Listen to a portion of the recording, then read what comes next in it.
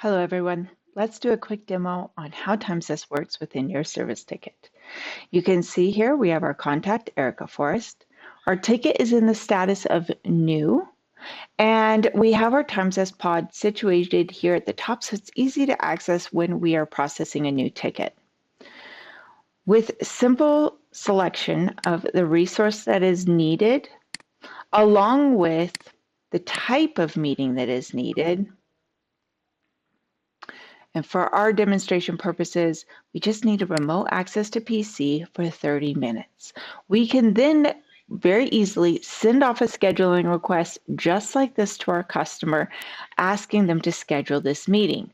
We do have additional settings that are customizable that you can choose before you send off the request.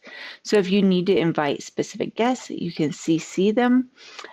You can also set some date and time limits so that if you know this needs to wait until maybe next week to be scheduled, you can define those parameters here in the pod. Okay. We also have use a different duration or schedule with a different contact. So maybe Erica submitted the ticket, but that's not who you need to schedule with. You can choose someone else from their company record to send the meeting invite to. But let's go back to the top. For our demonstration purposes today, we just need Ben to get on a call with Erica to do a remote access to PC. When we push send scheduling request to the customer, what this does is it triggers off some automation that's going to update our ticket as well as email our customer. So I'm going to refresh the ticket here. In our pod itself, it's kept a running log of all meetings that have been scheduled. And you can see that the status is sent. It's at 30 minutes with Erica Forrest, and the resource has been Bradley. Also, our ticket status has been updated from new to pending contact scheduling. This is fully customizable by your company. You can choose what you would like it to change to. And then when we scroll down, we can see the TimeZest API has left an audit trail log within the internal notes saying that a request was sent to Erica asking her to schedule the time.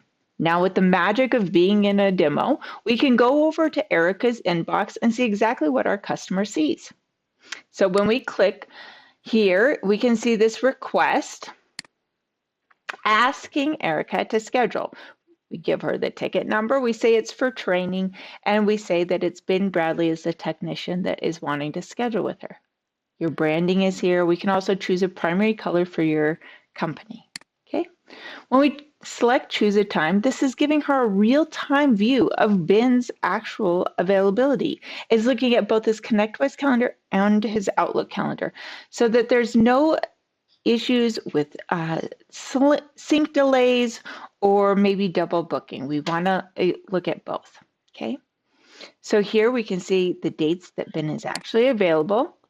When she selects the 11th, it shows the times that are now available. We also have the ability to gather phone numbers for this contact for you to reach out. So these are all pulled from ConnectWise and the properties that you want it to fill out.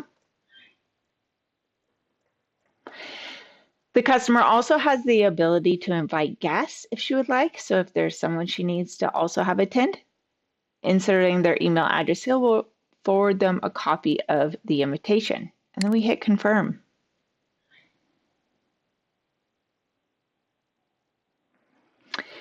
This appointment type has the ability also to have reschedule or cancel. So this is an option you can turn on. I highly recommend it. It allows your customer to cancel or reschedule the meeting as needed.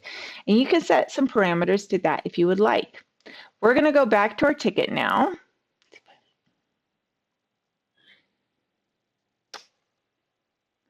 Okay, and I'm going to refresh the ticket. Our pod has updated saying that the scheduling request has been scheduled, okay?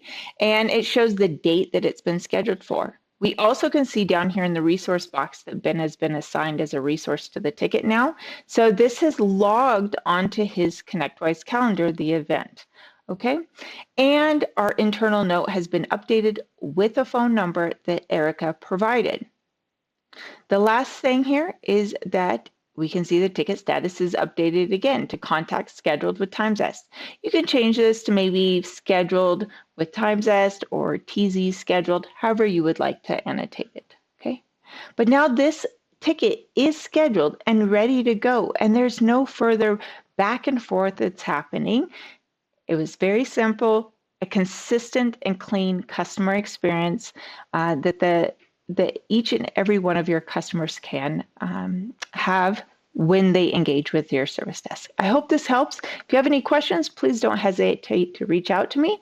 You can also email help@timezest.com to go to our support desk, and they will answer any questions that you have, whether training or break fix. Have a great day.